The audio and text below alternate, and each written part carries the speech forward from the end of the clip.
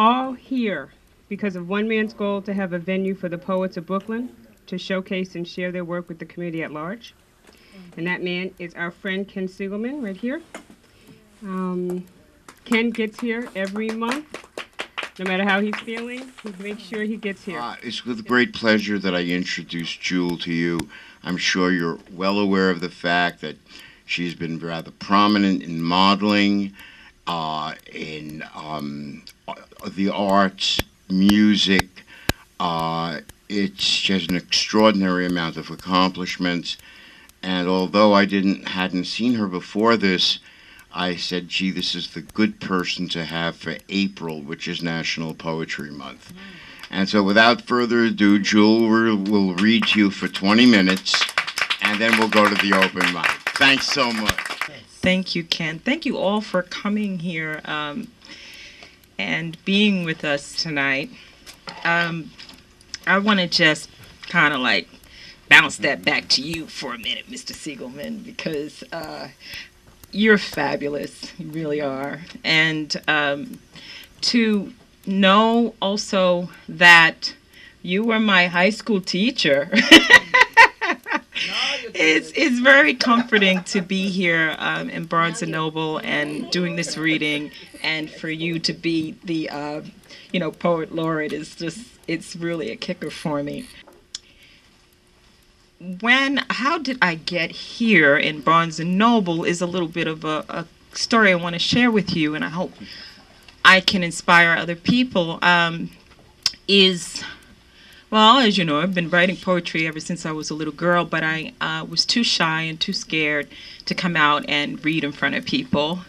So even though I was working in showbiz, go figure, I still, for some reason, just did not connect reading poetry and performing poetry in front of people. It just didn't click. It just wasn't even a concept or an idea. I don't know why.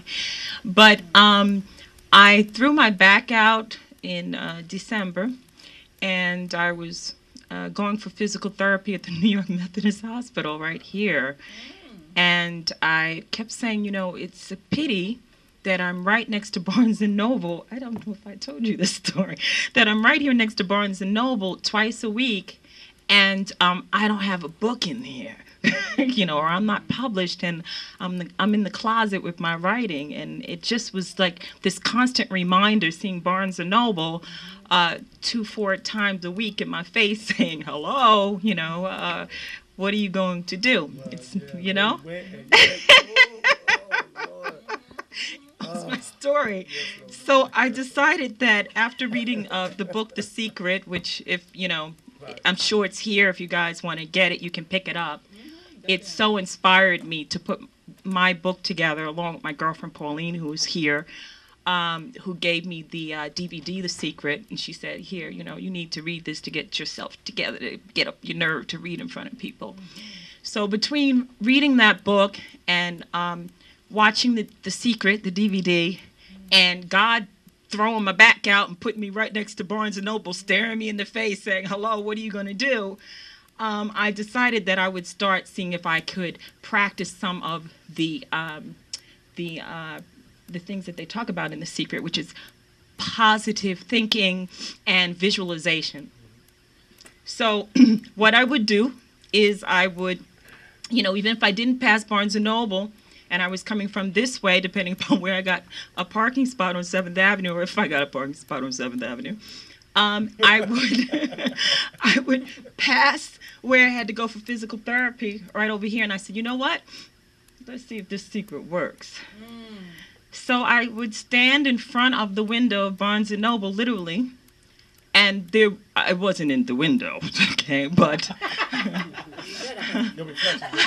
I wasn't in the, and I just said, I'm going to be in that window one day. And I'm gonna finish a book. I'm gonna do a book, and I'm gonna get published. And my book is gonna be here. And I decided that I was going to pick a spot in Peach's window where my picture was going to go. And I did that when I would come in for therapy and when I would leave twice a week. So about 2 to 4 times a week. And then one day I was standing in front of the window looking at nothing, saying, I'm there, but I wasn't. And I said, you know, these people are really going to think I'm crazy. So I better go inside and kind of act like I'm going to buy a book today. So that's what I did.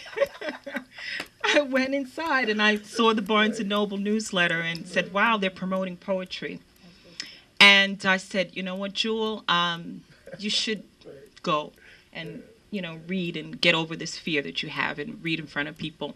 And then I walked in and I saw this guy here. I don't know if y'all know him, this one here, sitting here. And I'm walking in and I said, I know this guy. You know, he looks really familiar to me. And I went, oh my God, he was my teacher, you know, 10 years ago when I was in high school. So seeing Mr. Siegelman and making that connection, it kind of helped me not to feel as nervous. And so I know God put us together again, too, for that reason.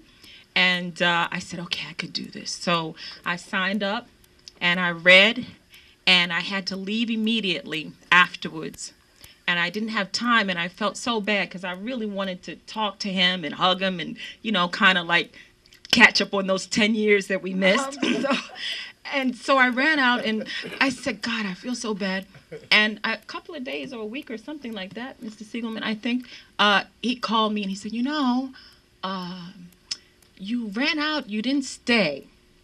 And I said, yeah, I'm so sorry. And I started running off with the mouth and I said, I'm so sorry. You know, I really wanted to stay. And he said, listen to what I have to say to you. And he said, you know, I really, he says, you're talented and I would like for you to come back and I would like to feature you as a poet. And then by then I'm like this. And I'm like, really? And then I'm like, and then he says, and here's the punchline. Send your photo to Peaches so she can put your picture in the window. In the same spot, more or less, that I did my visualization. So buy The Secret. Use it on mic. It works.